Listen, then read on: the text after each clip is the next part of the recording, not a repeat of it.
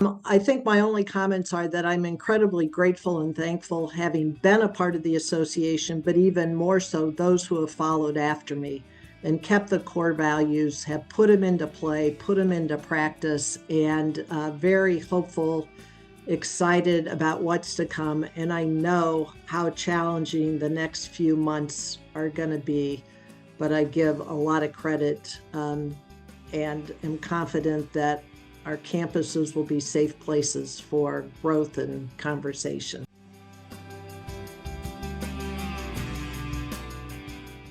Hello and welcome to Student Affairs Now. I'm your co-host, Heather Shea, and I'm also joined today by co-host Gudrun Nyunt, who you will hear from in just a moment. Today we have a special final episode for you featuring a large panel of ACPA presidents, talking in more detail about the past, present, and future of the association. This is the final installment in a 13-episode series in celebration of ACPA's 100th anniversary and a continued partnership between ACPA and this podcast. Student Affairs Now is the premier podcast and online learning community for thousands of us who work in, alongside, or adjacent to the field of higher education and student affairs. We release new episodes every week on Wednesdays, and you can find details about this episode or browse our archives at studentaffairsnow.com. As I mentioned, today's episode is sponsored by ACPA, an independent 501c3 nonprofit association, sponsoring this special 13-episode series with Student Affairs Now to celebrate its 100th anniversary of boldly transforming higher education.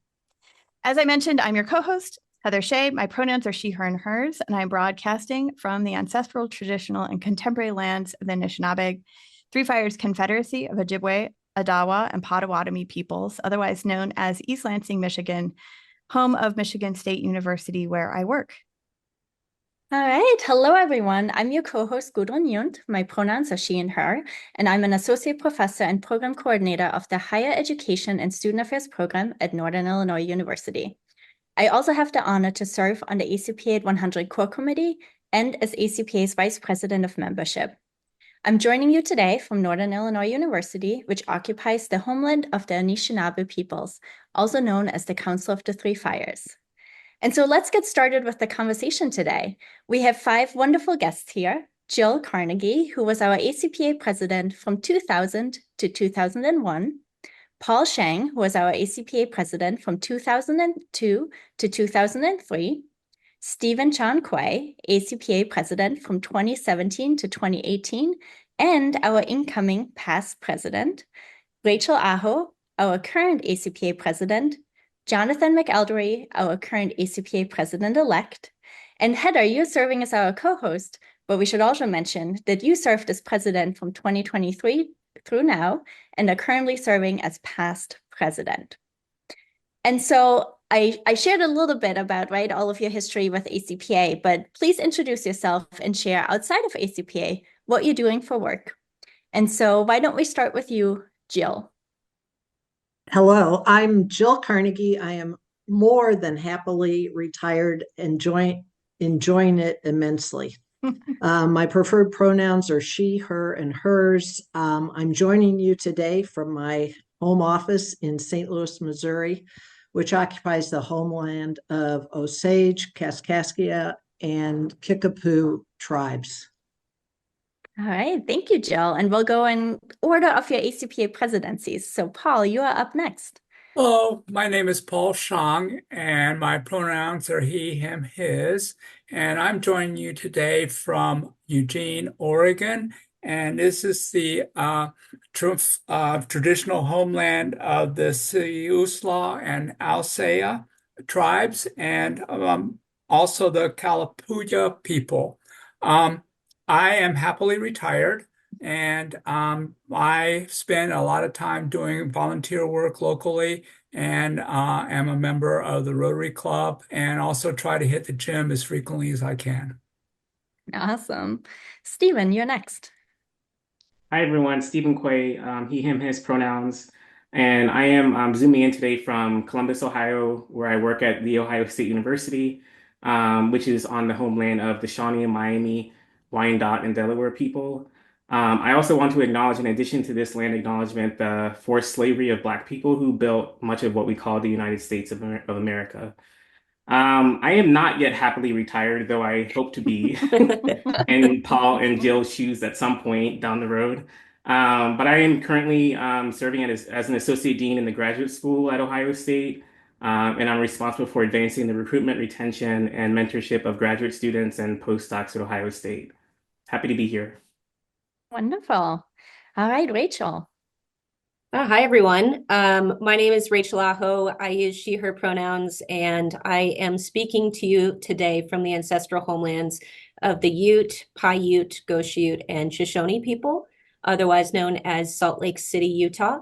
Outside of my role in ACPA, I work as the Senior Director of Housing at the University of Utah, where I have the opportunity to oversee many of our operational areas in support about 6,000 residential students as they apply and live with us on campus. Also just want to say a quick thank you to everyone who has been a part of this podcast series and who has helped to put this together. Really thrilled to be here today. Thank you.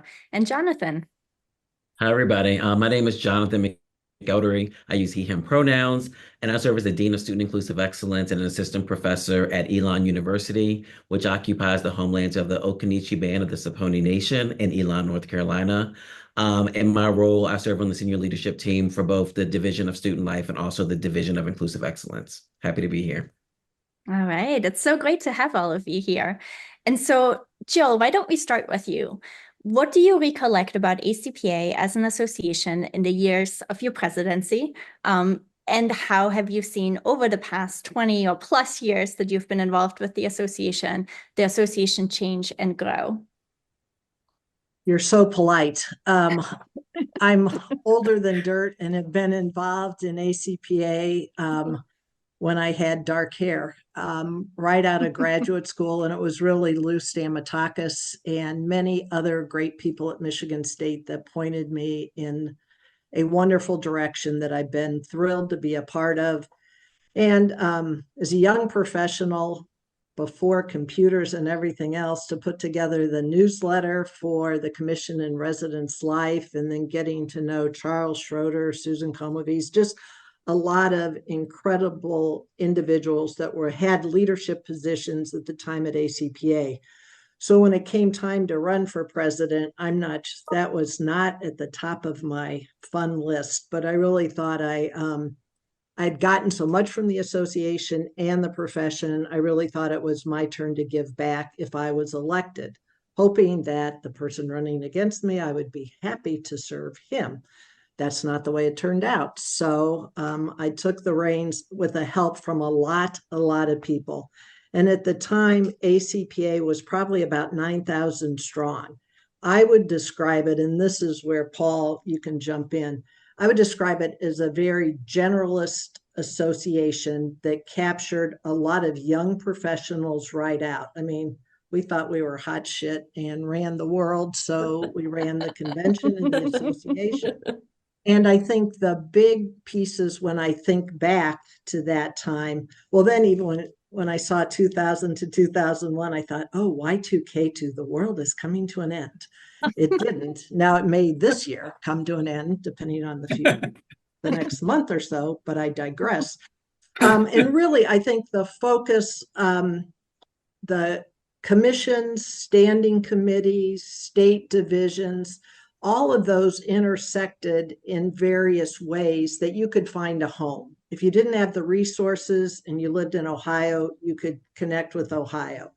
If you were at a small school with not much resources and you were doing student activities and residence life, you could tie that together. And then if you were an individual of color, LGBT, a whole host of different identities, and probably even before intersectionality became a word, it made an incredible amount of sense of how people identify. The standing committees were kind of your niche. What I've seen then over the 20 years that I still think ACPA is ground up. The people that are members shape the organization, have shaped it incredibly well, and have listened to the membership as well as their institutions and what's happening in our country and internationally. So I think ACPA has grown in complication, interconnectedness.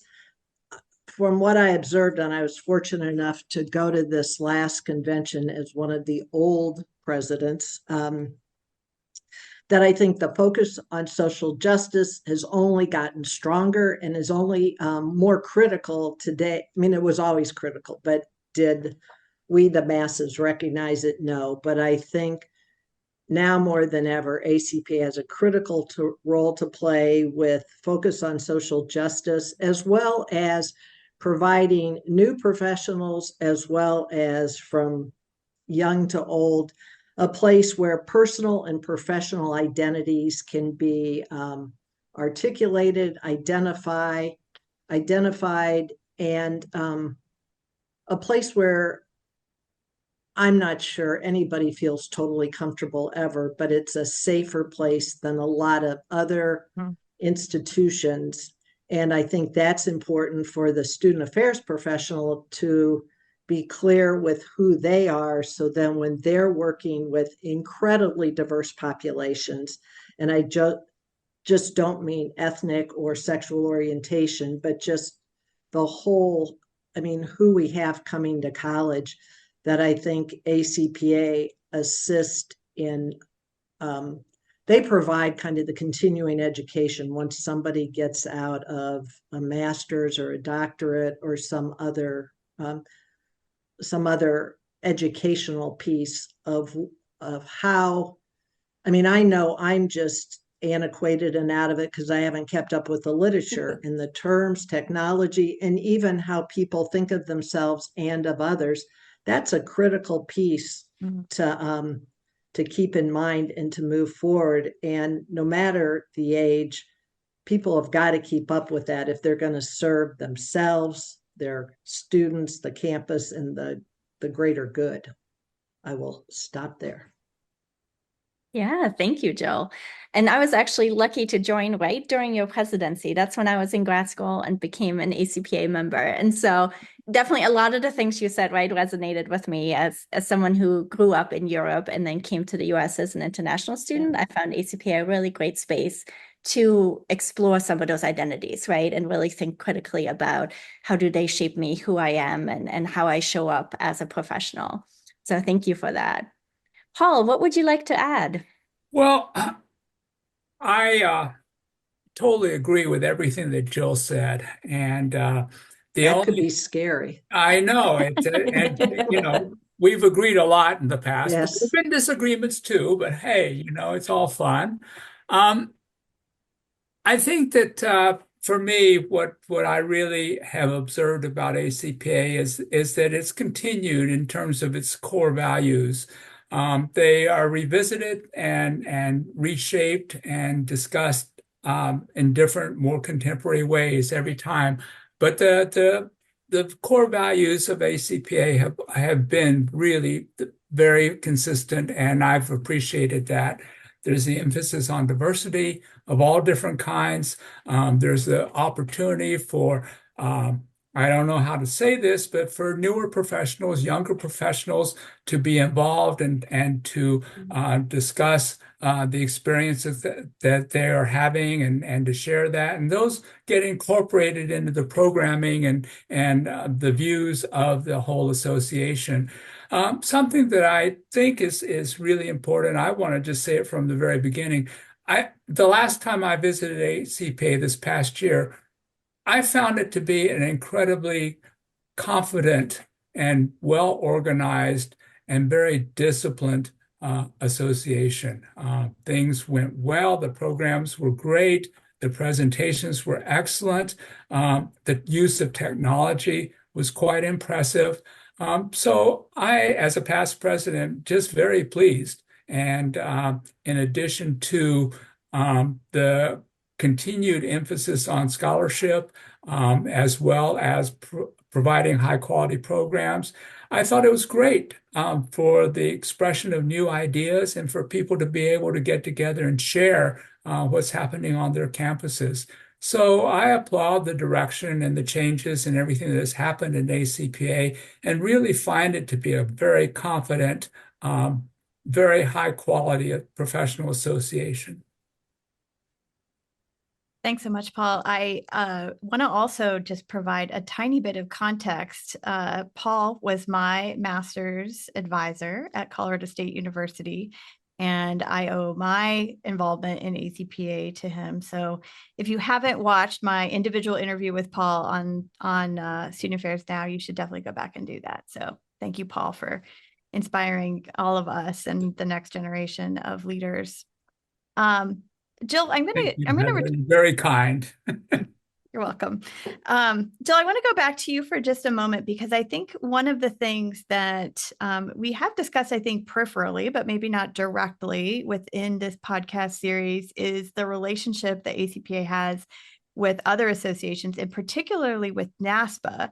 And I know you were the co-chair of both joint conventions, the 97, is that correct? 97 and the 2007 joint convention, or the last two, I guess. And I'd love to hear your thoughts about not only the amazing amount of work it is to plan a joint convention of two massive associations for the whole field, but also about the importance of that ongoing relationship and kind of as we're moving forward.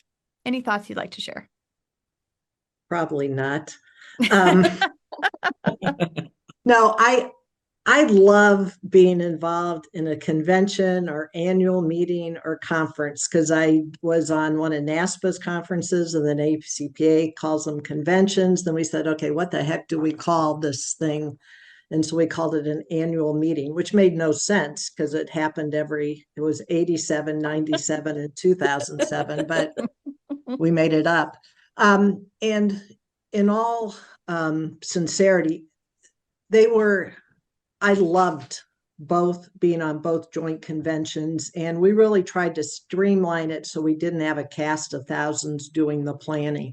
But then each of those individuals that were on the committee had their own committees, from transportation to educational programs to ancillary programs to finding more buses. I mean, it was Maslow's hierarchy of needs, but it was a great coming together of both NASPA and ACPA to say, what kind of curriculum do we want to establish for an annual meeting of people coming together? And because of the quantity that some people hated and other people loved, and then some campuses were small, we could only release so many people, but the quality of speakers we got to talk about different things. I mean, in 97, to have Andrew Young, William Sloan Coffin, Marion Wright Edelman, and I think his name was John McLaughlin, of the Claremont schools, to have them have a conversation, and they all knew Marty. Well, I'm thinking, who the hell's Marty? Martin Luther King Jr. They were peers and colleagues, and it was just like a window into their world that they saw as, this is what we do and this is how we do it. And there actually is a video somewhere of that conversation, and it was just incredible. And then in 2007, we brought Al Gore. And at the time, I even forget what his video, everybody was watching it. But An Inconvenient Truth. Yeah. That's it. Yeah, their book. But even then, just the programs and the coming together and, what came out of it and the professional competencies, and there can always be finger pointing with all kinds of professional associations. But I think the importance of really valuing each of those professional associations and what they bring to the greater good of higher education and how we can learn from each other. But and I always called going to ACPA or NASPA or ACUHO, it was kind of my professional vacation. Because yes, I had enough guilt that I went to all the programs. because I couldn't just Yeah. make it a total vacation. But then the colleagues I met and that I continued, I might have worked with, like a Larry Roper at one time at UC Davis, but then how that relationship continued over time and the importance of seeing people even once a year to grab coffee, a drink, a meal, to sit by them at programs and to talk, and I think that's what was so tough when COVID hit. And you guys all look great on these little boxes, but it's not the same as the informal conversations or, oh, you've got a kid that's doing this, or you've got a staff member. So, I mean, NASPA, ACPA, even the National Association of Women Deans, all those were important pieces that when you lose one, it's just like some of these institutions that are small tuition driven that are now closing. What we're losing in the greater gestalt of higher ed, I don't think we're going to realize for some time. So how does ACPA keep NASPA and other professional associations that improve their experience as a professional, but also increase the experiences of students for the better? And in a time of this kind of polarization in higher ed, we can't afford to do what we're watching everybody else do. It's just, it's too critical. Yeah, definitely. And so each president, right, makes an impact on the association during their time as president. What is one notable moment that stands out to you during your presidency? Stephen, why don't we start with you this time? Yeah, sure. So, I mean, it'll probably come as no surprise for those who know me that the thing I'm likely going to talk about is the strategic imperative for racial justice and decolonization. So this came about when I was president. It's probably one of the things that I feel most proud about in regards to ACPA. So just for some context, when Paul was talking earlier, one of the things that Paul said was that this is an association that really tries to live our core values. And so we were in a context where we kept hearing feedback from many of our colleagues of color that they were just exhausted from continued police violence, from continued racism. And so much to Paul's point, rather than just sort of hearing this and doing nothing about it, we decided to center attention towards racial justice and decolonization throughout the association. And this didn't come without challenges, right? And so one of the things I kept hearing feedback from, and from many folks who had been in the association for a while, many of whom were presidents as well, was they were worried about this shift in our focus around are we going to lose members by really centering racial justice in this way, right? And so I think anytime you choose to center something or do something different, especially when it pertains to issues of race, you run the risk of folks feeling afraid, folks feeling like they maybe don't understand or worried about what this is going to mean. What does it mean to think about our privilege, our racial privilege, right? And so we received lots of pushback around those pieces. And so I think it's interesting because at the time when I was president, so Donna Lee was past president and Jamie Washington was vice president. The reason it's important for me to mention them as well is because it was the first time in ACPA's history that the presidential trio was 3 Black people. And so I was really worried that once the 3 of us left and rolled off our positions, that this is something that was just going to die with the 3 of us, right? It was only going to live on when the 3 of us were in these roles. And so one of the most surprising but also powerful pieces is I think when many folks who are just now entering ACPA think of the imperative, it seems like it's something that has always been there, right? And so that to me is actually really powerful because it didn't just end with the 3 of us, right? It actually has continued. And that's something that I think ties back to Paul's point around when something is core to your identity, core to your association, it lives on irrespective of who's in those roles. Yes, you still have to focus on it because I think it's very easy to not devote attention to it, but it should still continue if it is one of your core values, because it's not just an espoused value, but it's also how you enact the value. So that's one piece that I wanted to say around it. The other piece I'll say is, so this is me also just practicing one of my core values, which is vulnerability. When I was president, and we rolled out this imperative, I was really frustrated with the number of folks who kept saying, well, what do we do? Like racial justice, like what does that mean? Like what does that look like in practice? And my mantra was just figure it out, do something, right? And so I kept getting frustrated with that sort of like tell me what to do mentality, and racial justice, decolonization, there's no top 10 list.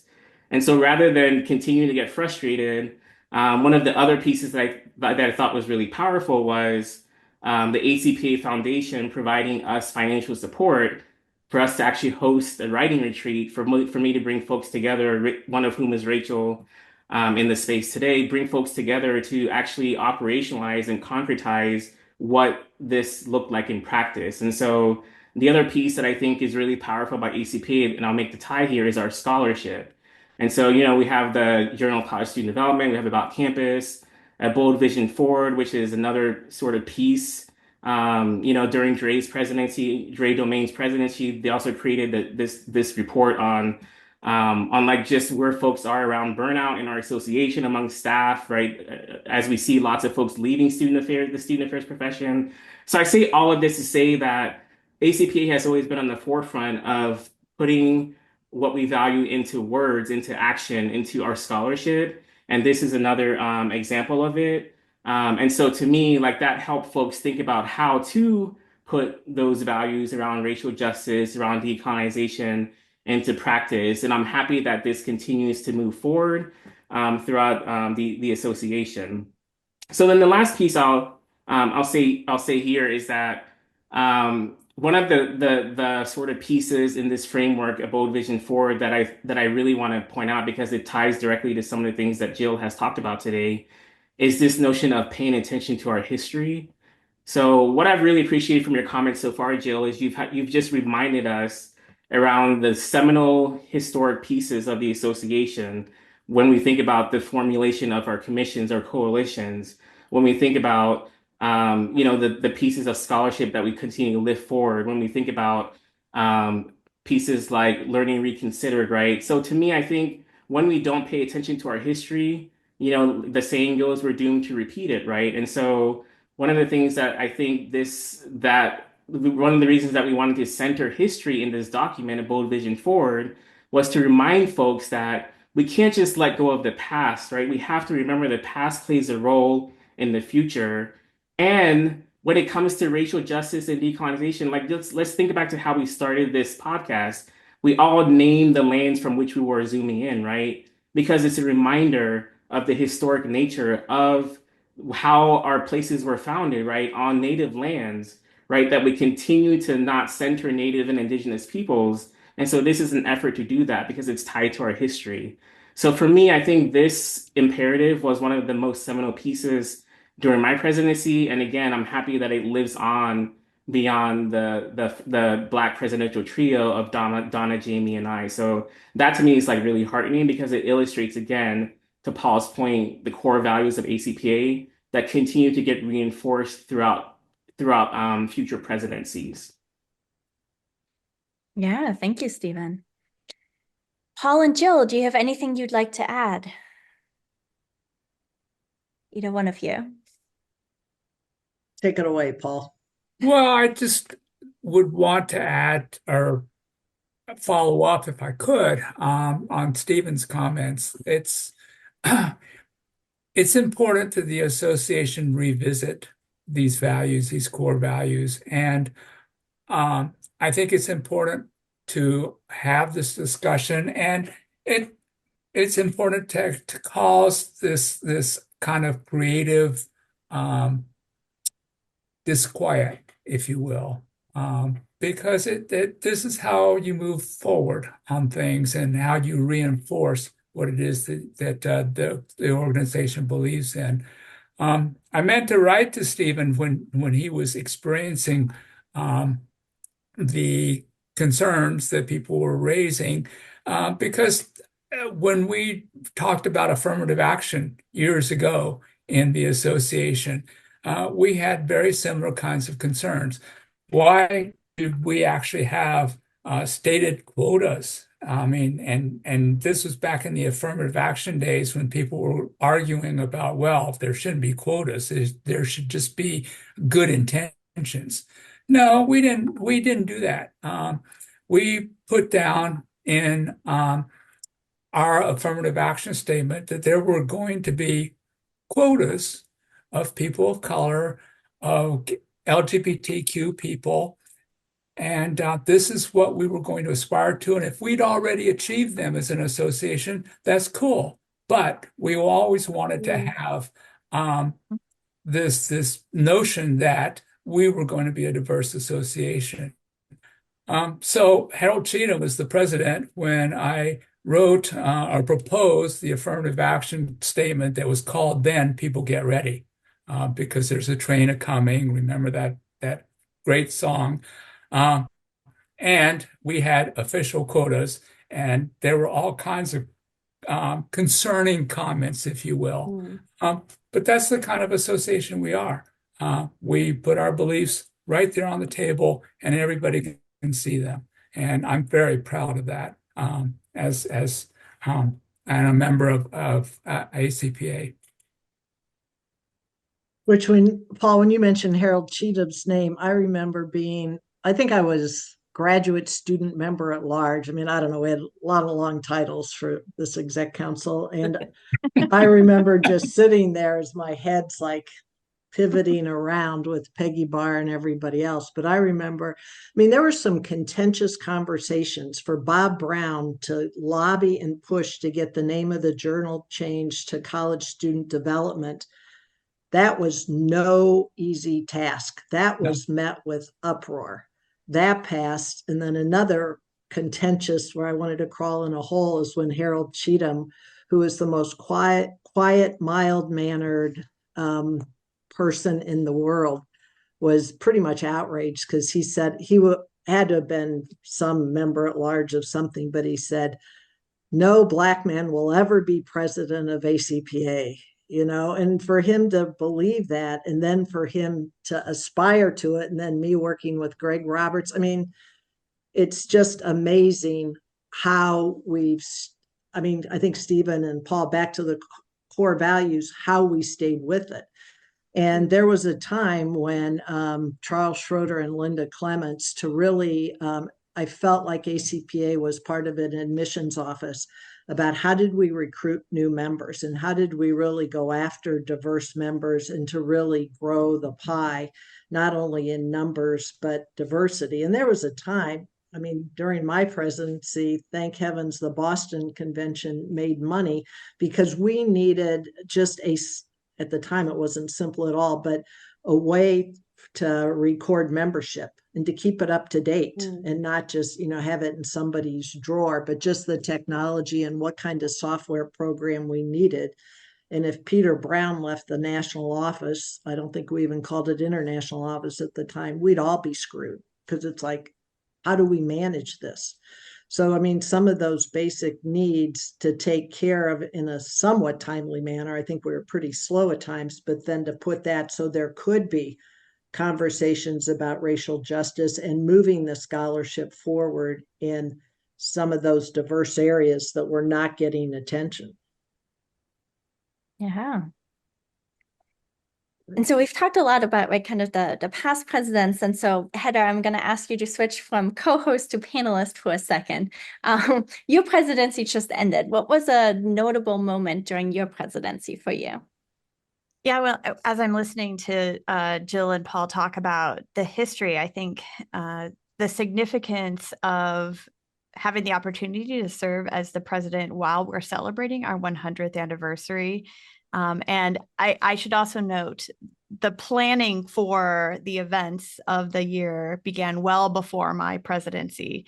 Both my predecessor, Dre Domain, as well as Danielle Morgan Acosta were kind of in the beginning of that. So what resulted in, what is a year-long celebration wrapping up right as this episode is about to drop, was really incredible. And I think it goes back to what Paul and Jill were talking about, is who we are as an association is really grounded in how our association came to be, which, for those who don't know the whole history, there's documents and, lots of things that you can review. Maybe we'll link that in the show notes. But 9 women gathered in Chicago back in 1924 at the invitation of another association, the National Association of the Deans of Women, and came together and formed ACPA, what would be the predecessor to ACPA, because they wanted to carve out a space for themselves in this larger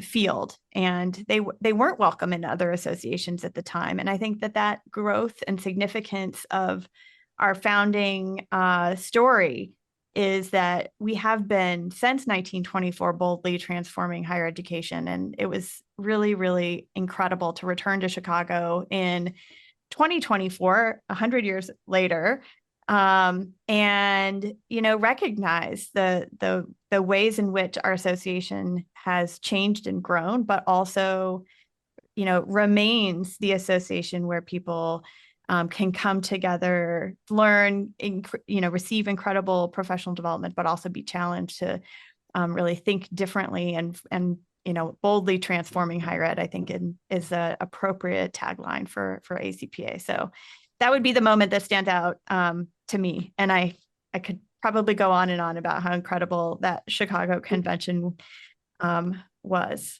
So. Yeah, thank you, Heather. And then Rachel, you followed Heather as the next president, currently serving as president. What are some things that stand out for you so far, or hopes that you have for this year? Yeah, I think, to build off of what has been shared already, one of the things that I've noticed throughout my presidency is the importance of continuing to listen to our members and not being afraid to adjust, to change, and to build into our structures what we need for this moment in time. So, right, Jill mentioned the executive council that then transformed at one point into our governing board. And then one of the things that I've been able to work on during my presidency is actually transitioning our governance model again into our leadership council. Which was really done, again, I think, because we were hearing a desire for more expanded leadership pathways, a desire to create structures that reflected our priorities. So, for example, our racial justice strategies chair, our decolonization chair, our universal design chair, right? Actually building into our leadership and governance model those priorities so that they do live on. Like Stephen was saying, we want those things to live on, and that's a way that we've been able to demonstrate that commitment. And so that's one of my hopes, is that we continue listening to our members, that we continue taking risks in order to continue living out our values in what we're doing. And I think Paul named that too, right? That shifts moments over time, moments over history. And so I look forward to ACPA continuing to do that in the future. Yeah, thank you. And then Jonathan, you're going to be stepping into the president role soon. What are some of your hopes for your presidency year? So I would say some of my hopes is really setting the association up to step into the next century of our legacy. As Rachel mentioned, we are in the process of our new governance structure, and so it'll be fully implemented once we get to Long Beach. And so doing some assessment on that, trying to meet the needs of our members to make sure it's doing what they need it to do. I think additionally, as we come to the conclusion of our strategic plan, we're already in the works of preparing the next strategic plan. And so working with you, many of our VPs, on what that looks like for the next iteration of the association. And then continuing to meet the needs of our members. As we know, higher education is in a very interesting time as an association, but also on all of our campuses. And so how can we continue to support and meet the needs for our members as we continue to lay the foundation for the early steps of our next journey? Thanks so much, Jonathan. So I want to pick up on that thing that you just mentioned, right? That the field is changing, the landscape in which we do this work is definitely changing. And Rachel, I'm curious if you, as you're planning your presidential symposium and you're planning your convention, talk a little bit about how you see ACPA influencing the field, and maybe what you anticipate over the next several months as we enter the presidential, our national election in the United States and other areas in which I think higher education is definitely influenced by, but also influences the larger context. Yeah, thanks, Heather. And I'm glad you mentioned the presidential symposium. I think that is a wonderful tradition that I'll actually say Stephen helped to create in partnership with ASH. And so that's another great example of how partnerships help us sort of advance our work and also come together to improve our thinking and bring together collaborative voices for the betterment of our profession. As part of this year's symposium, we're going to be talking about how we can prepare to meet this moment on our campuses. I think a lot of us are nervous about what the next few months will look like on our campuses and across higher education. And so we'll be talking about things like anti-DEI legislation, student activism, free speech, and career sustainability, because we know that as professionals are, tackling and wrestling with all of these issues and preparing to help support our students through this time, that's tough work. And so how do we continue thinking about the well-being of our staff? And that's something that we'll be centering at our convention in Long Beach too, is this idea of taking a breath and beginning again this work as we head into our next century of work. And so I'm very excited about that. I hope many of you join us for that symposium or have a chance to watch the many panels that we'll have. We have a great set of panelists there. And I hope that you've seen over time ACPA contribute in meaningful ways to these conversations that we're having on our campuses. As I think about the contributions of ACPA in shaping the field over, I think my now 17 years of involvement in ACPA, I was thinking about, our professional competencies.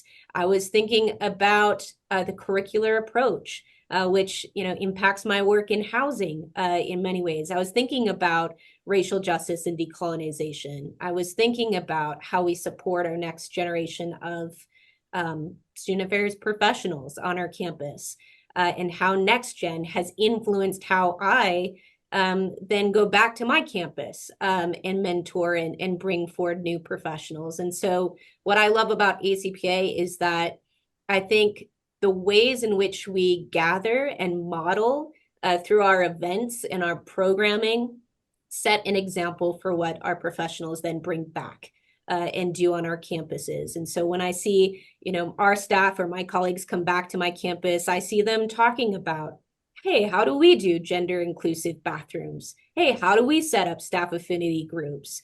How do we do more than just offer a land acknowledgement? We have one, but can we do more with that on our campus? And I think that is part of how ACPA shapes the field, is that folks come back, they learn, they're challenged, and they're thinking critically and thinking differently about how they can improve their practice or improve their scholarship. So those are a few of the examples that came to mind.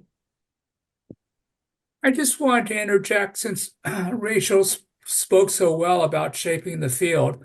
It gives me the opportunity to say that, well, student affairs, the field of student affairs is growing.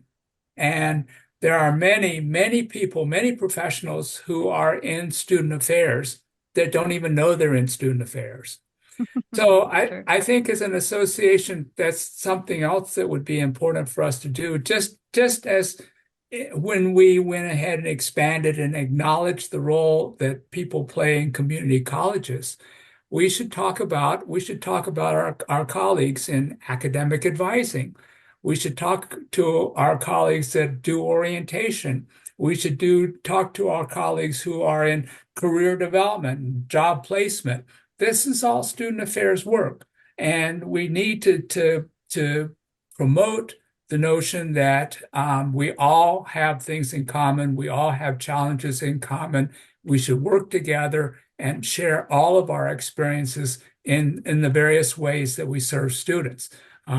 People who work in athletics, a very, very important area that oftentimes do not really think of themselves as being in student affairs. These are all fields that we need to embrace and create opportunities to have conversations. Agreed. Anyone else have something they'd like to add to how you've seen ACPA influence the field? The only thing I would add, I would say the sense of community that people have mentioned throughout this podcast. As somebody who was not only a first generation college student, but a first generation PhD, I would not have pursued a doctorate if it wasn't for my involvement in ACPA and seeing people that came before me who were either on the journey or had completed the journey. And so when I think back about my experience, so many people that were just kind of in my generation of ACPA, many of us are first year doctorates, or whole doctorates. And so the community that we had with each other to support each other through that process, to push each other when many of us at times maybe wanted to give up or didn't think that we could do it, I think that has been a major contribution to the field in producing a lot of scholars of color, scholars from marginalized identities, and they have taken the work to not only advance ACPA, but their own institutions and just higher education as a whole. Yeah, definitely. And so by the time this episode is out, the next president-elect will be announced. What advice would you give this individual as they navigate the future? Jonathan, why don't we start with you, since you'll be working with that person very closely? So the quote that I thought about actually came from Harold Cheatham this past year at the ACPA convention. And the advice that he gave me was just steer. He's like, just steer the boat. You got this. And I think it was an impactful comment, but I think hearing Jill mention the conversations back in the day of Harold, not thinking that a Black male could be president of this association, and knowing from myself that I can look to him, to Stephen, to Jamie, to Vernon. Like, I have so many examples that have come before me that at one point was not a possibility. And so I would say just steer, but also just enjoy the moment. This is a once in a lifetime opportunity and it's an experience. And so it is full of challenging work and lots of work, but enjoy it. It only happens once. And so just, yeah. Yeah, thank you. Anyone else would like to add any advice for the next and future presidents of our association? I think the thing that struck me, that I think it was Paul, you said about how student affairs is growing, and when I was like, no, if anything, I think it's shrinking or being wrapped up in all different weird places and ways. But when I really thought about it, it is growing. But how does ACPA get in with those individuals that don't see themselves as student affairs, but they're clearly student facing, but they may be in the engineering school? I mean, no, initially I'm like, what's he talking about? And then I agree with it, but how do you go after when, I mean, it's good news, bad news. We're not in the silos that we used to be in, but how do we get the commonality and the knowledge that ACPA has and has generated about scholarship and with students, to not in a condescending or parental way, but to get these different one-offs in large institutions that are buried in different schools or departments. I mean, I think that'll be a new challenge that I haven't even thought about to wrap my head around, but that there could be way more people out there that could benefit by the expertise, scholarship, knowledge, skills that members of ACPA have and just take as this is the way I operate, and others, that's never crossed their mind. They live in a more rational world than I think I did in student affairs, dealing with chaos. But it was just the norm, of course. Right. A student's going to do that. Why would you think they wouldn't? Because I only see them for 90 minutes or whatever, but it's like, no, they're not the same person at midnight as they were at noon in your class. Get a life. Yeah. Well, unfortunately, if you're a dean of students, the students that you see are probably the students that they're only 1% or 0.5% of the student body. Everybody else is out there having a great time and doing good things. But the students that you interact with most of the time are students that, are kind of having difficulties, having challenges. But to get back to your comment, Joe, we did have joint conventions with other professional associations, Recreation. organizations. Yeah, like the one in Las Vegas that we did with the group that does things with rec centers and rec student and people who are in rec centers. That's a group of people who are student affairs professionals. They don't see themselves that way, but that's a way to get the conversation going and to share with both all the attendees what's going on in various parts of the profession.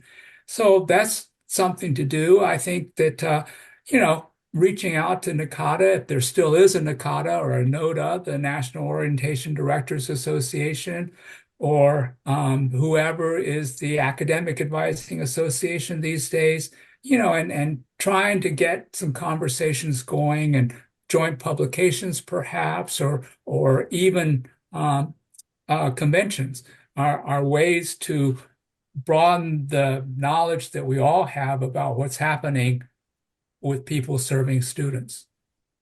Well, and this is a total tangent, and you can edit it out since that's an option.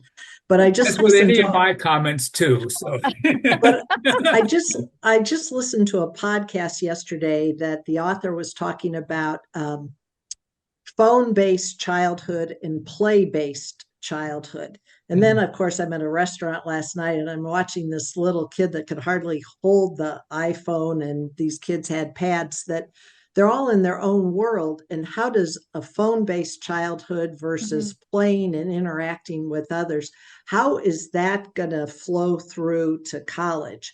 And how are they going to have, resolve fights, discrepancies, play together, talk together? I mean, ACPA, the next president, higher ed, what kind of students are we going to have? And even I don't think we'll figure out what COVID did to that group, to any of us, but to that group of students that missed, a junior prom, a senior commencement, a freshman orientation. And how does ACPA think about the different learning styles, attention spans that are going to pass through the doors in the next so many years? I'd also like to add that I'm very concerned about something that Jill touched on, and that is how to get people involved and interested in continuing higher education. The enrollment trends do not look good. We are down in terms of interest in higher education and at the community colleges and in four-year institutions, and there's a lack of trust, a lack of interest in higher education now in this country. And that's something that I think we need to really be seriously concerned about, because that is fundamental to our democracy. You have to have a well-educated voting people out there in order to run an effective democracy. So I think this is something that is also, I don't want us all to get involved in enrollment management now, but we need to start talking about encouraging people to continue to think about higher education as a good. I think we could continue this conversation for for hours. And I know a couple of you had a comment that you wanted to add. So please put that in your final comments if you'd like. As we always end every episode, this podcast is called Student Affairs Now. I'd love to hear what each of you are thinking about, troubling, or pondering now. And Rachel, I'm going to start with you. Thanks. And yeah, to our next ACPA president, just want to say we're excited for your leadership. Folks are going to be cheering for your success. So you're going to be offering something to ACPA that no one else can, based on your unique skill sets and your vision and your strengths. So we're excited for you and we're here for you. In terms of what I've been pondering, it's actually kind of fortuitous, Paul and Jill, what you've been talking about, casting a broader net to think about who makes up student affairs is something that has been on my mind and is really close to my own practice. So I oversee, again, a lot of operational areas within my work. And so many of the professionals that I supervise or that make up my unit do not have traditional student affairs backgrounds. They work in IT, data intelligence, marketing, event services, facilities, accounting, human resources. And yet, I think ACPA has a lot to offer them. And I want to find ways for them to feel connected and welcome within our association. So that's something that I continue to ponder. I'm glad that that's on the minds of other folks. I think if we can bring those folks in, bring higher ed adjacent folks in, we can enliven our conversations in ACPA and continue to improve the work that we do for students. Thank you so much, Rachel. Jonathan, what are your final thoughts? I would say, kind of building off what was stated earlier, thinking about our next generation of students. I think a lot about our next generation of higher ed professionals. And so, we talk a lot about the students, but these are the folks who are coming into these new graduate student roles or new professionals roles. So how are we adjusting how we have become accustomed to navigating student affairs in higher ed and adjusted to meet the needs of new professionals? And I think a lot of that, as Stephen mentioned earlier, through the 21st Century Report, really highlighted ways that we need to kind of rethink how we do student affairs so that it is sustainable for the next generation. Yeah, well said. That's great. Stephen, to you. Yeah, I think the thing that I would add is I think a lot about the role that associations like ACPA plays in our social climate. So, as we enter the U.S. presidential election, I think a lot about across many of our campuses in the spring semester, we likely saw lots of protests, students building encampments on campus. And so I've actually been quite dismayed by the ways in which our institutional leaders are responding to student activism and student protests. As somebody who thinks a lot about student activism, studies student activism, we keep doing the same thing across our campuses and sending police and expecting a different result. And so I say that because I think that's what's troubling me right now is I think about what role does ACPA play in that. When I was president, we had lots of conversations around to what extent do we make statements as an association? When do you not make a statement? If you make a statement, then you inevitably miss something. So should you not make any statements, right? Should you distance yourself? And so these are questions that I think our associations have things to say about it. And when we don't engage, I think we leave a lot of our newer members feeling isolated and feeling like we don't care about what's happening in our world. And so there are no easy answers to these questions, but there are things that I think associations have can be part of. So I'm actually really excited about the ACPA ASH Presidential Symposium that's coming up because I think these are the kinds of questions that I hear a lot of students in our programs and our campuses that are grappling with and are wondering to what extent does ACPA show up when it comes to campus protests and what does our association have to say? Who is the association when it comes to these issues, right? So these are questions that I'm wondering about because I hear other folks and students in particular, students with minoritized identities in particular, really wrestling and wondering about these questions. Yeah, thank you for naming that, Stephen. Paul, your final thoughts. Well, to any of the newer presidents and presidents to be, I urge them to have fun. It's a great role to be in. ACPA is a wonderful association, and I am very pleased that it's a very confident association, at least in my recent experience. And I like that. I like the fact that, and the conversation about direction and our relationships with other associations have been settled to a certain extent, and I'm pleased with that. So I think that it's a great time for the association to move ahead and go forward and be the association that it wants to be.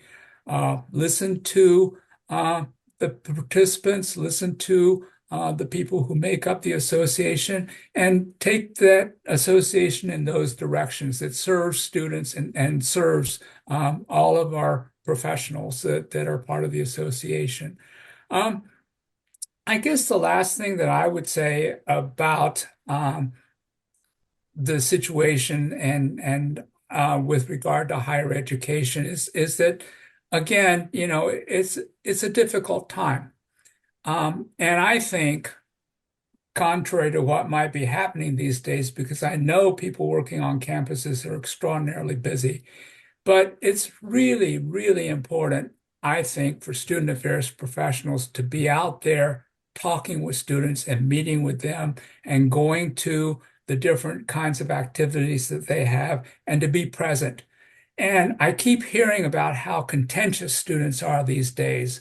Well, fine, let's go out and contend with them, and talk to them about their perspectives and how there might be other ways of looking at things.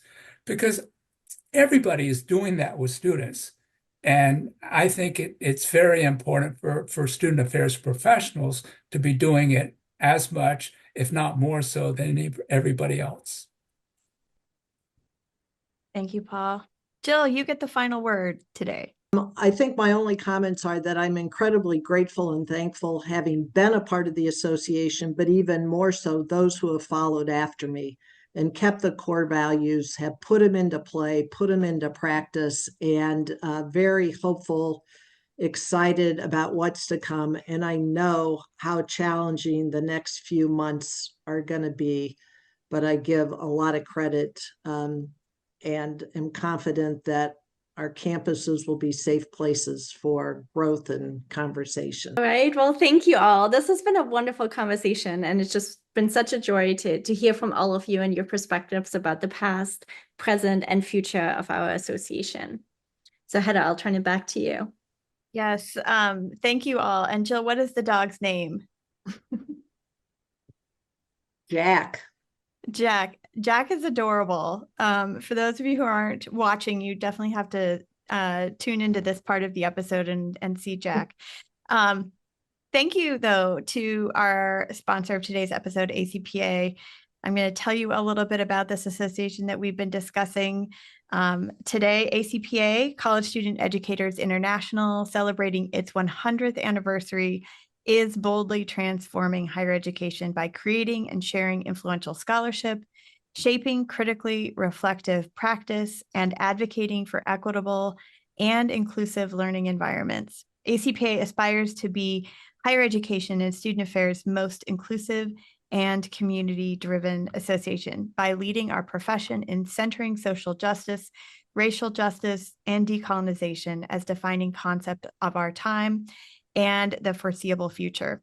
ACPA's annual convention, as we've mentioned a couple of times, is in February this year, February 16th through 19th, 2025, in Long Beach, California. You can visit myacpa.org or connect with ACPA on Instagram, Facebook, and X to learn more about the association. Huge shout out to our producer, Natalie Ambrosi, who does all of the behind the scenes work to make us look and sound good. And we love the support from these important conversations from our community. So if you can help us reach even more folks by subscribing to our podcast, wherever you listen to podcasts, going to our YouTube channel, and also subscribing to our weekly newsletter, which we announce every week on Wednesdays what our latest episode is. And if you are so inclined, you can also leave us a 5-star review. I am Heather Shea with Gudrun Nyunt.